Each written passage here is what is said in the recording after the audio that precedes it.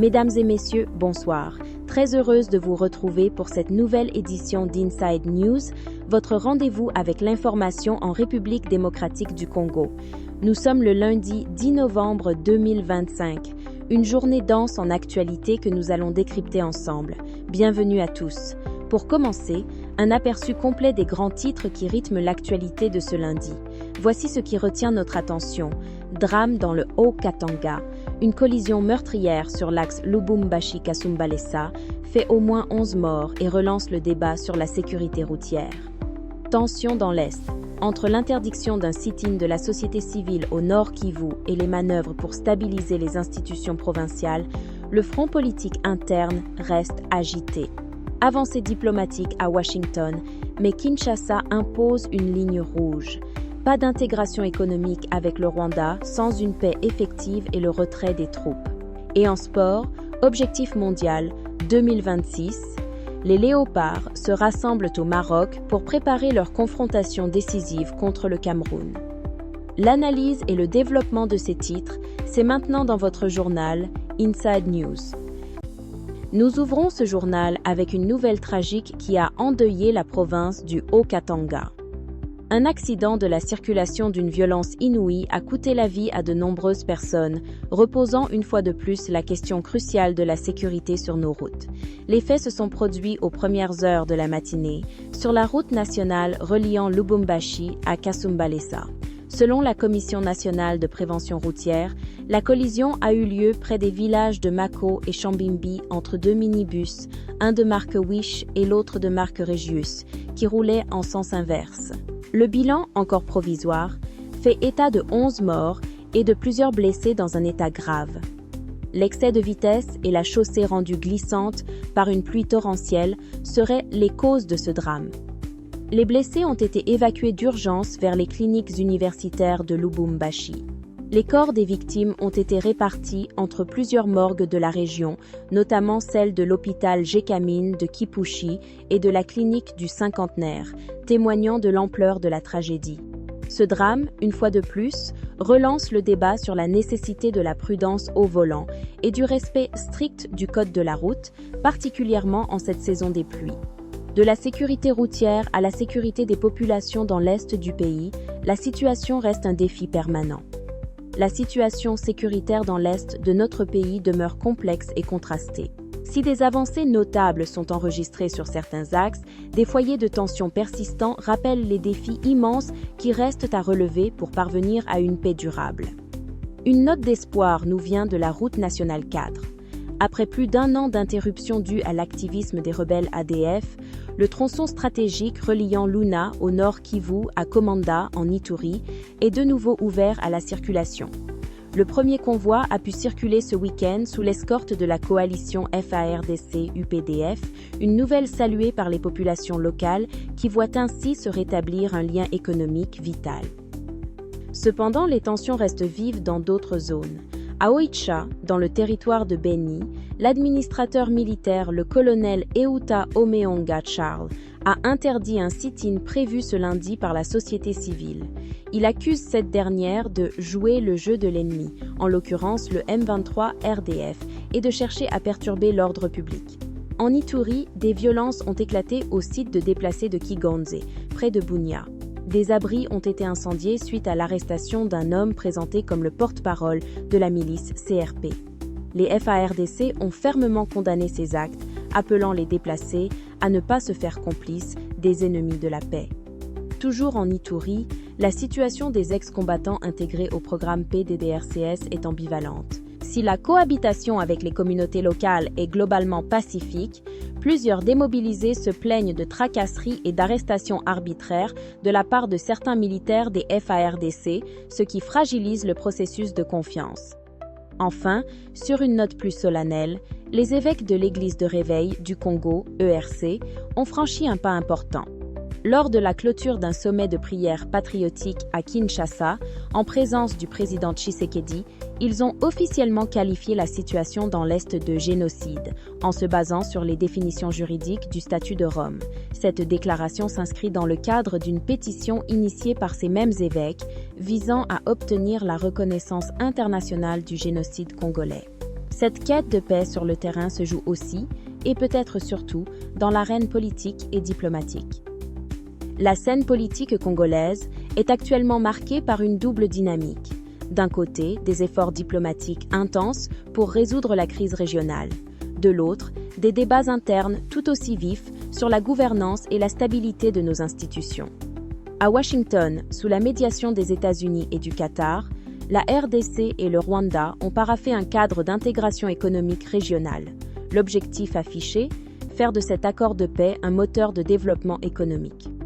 Cependant, Kinshasa a posé une ligne rouge claire. La mise en œuvre de cet accord est conditionnée par une paix effective et le retrait total des troupes rwandaises du territoire congolais. La paix reste le préalable non négociable. Sur le plan intérieur, le vice-premier ministre de l'Intérieur, Jacquemain Chabani, a réuni les leaders de l'Union sacrée pour endiguer l'instabilité dans les provinces. Il a été demandé aux assemblées provinciales de suspendre toute motion de défiance contre les gouverneurs pendant cette période de guerre, afin de garantir la stabilité nécessaire à l'effort de paix. À l'Assemblée nationale, l'élection pour les postes vacants au bureau se précise. Aimé Boji est le candidat unique à la présidence, tandis que 7 candidats, tous de l'opposition, sont en lice pour le poste de rapporteur adjoint.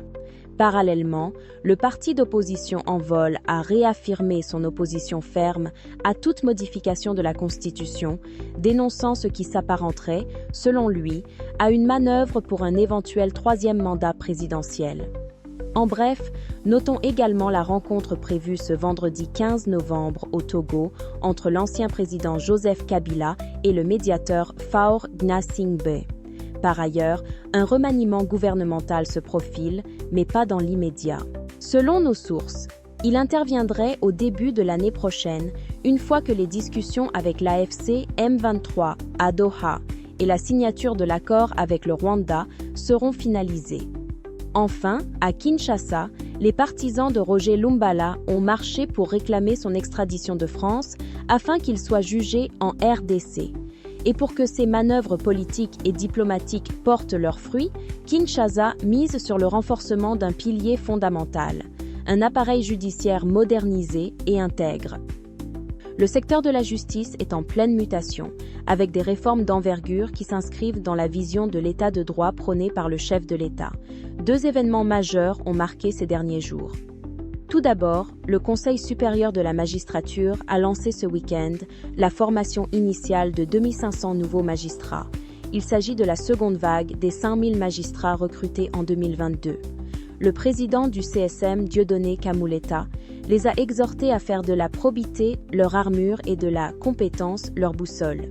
Et une nouvelle de taille a accompagné ce lancement. Le paiement de leurs arriérés de salaire a été annoncé effectif sous 48 heures. Sur la scène internationale, le procureur général près la Cour de cassation, Firmin Mvond, a porté la voix de la RDC au Forum Chine-Afrique sur la coopération judiciaire.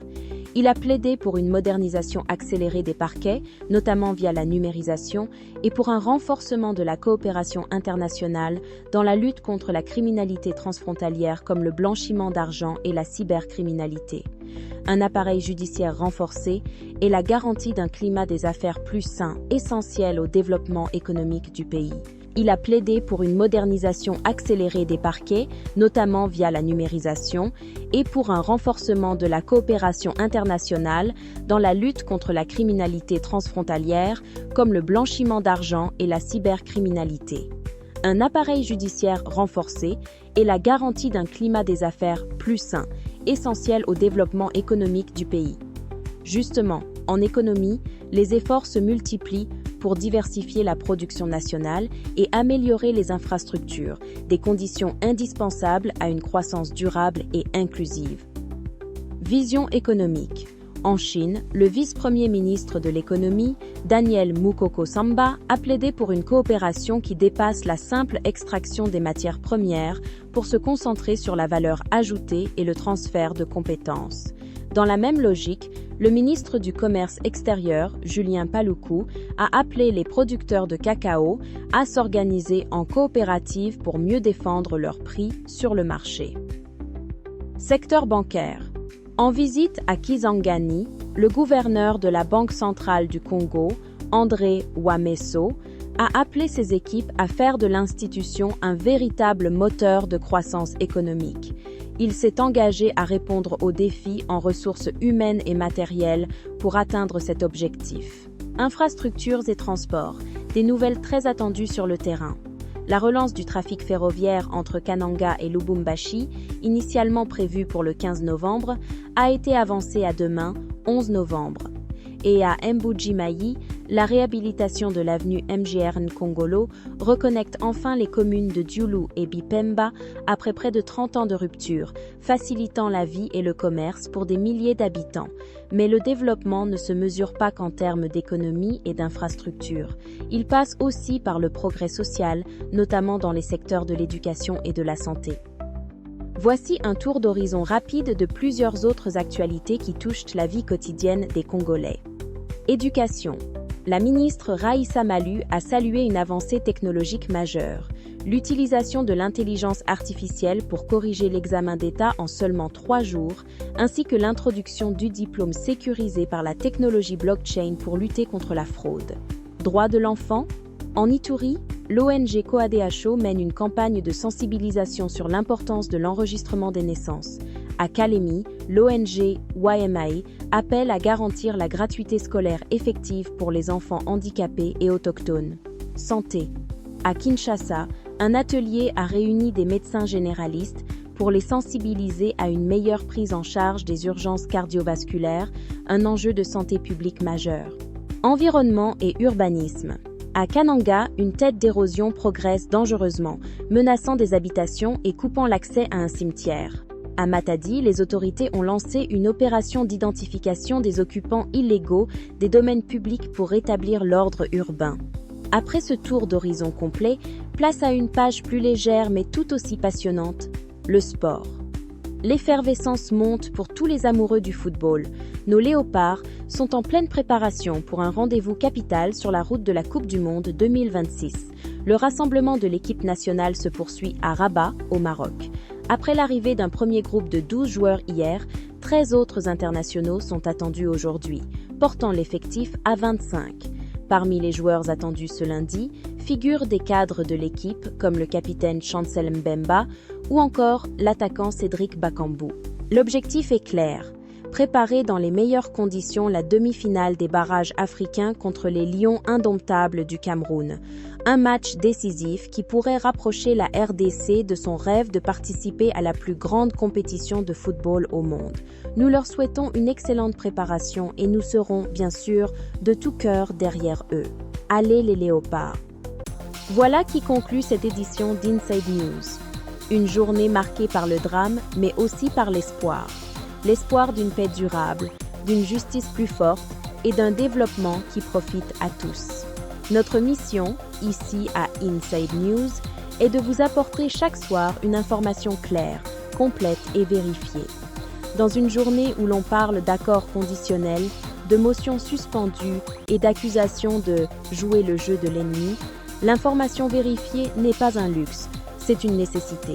C'est le pouvoir qui vous appartient, à vous, citoyens, pour naviguer cette complexité. Merci infiniment pour votre fidélité. Je vous souhaite de passer une excellente soirée et vous donne rendez-vous demain pour une nouvelle page de l'actualité congolaise. Bonsoir.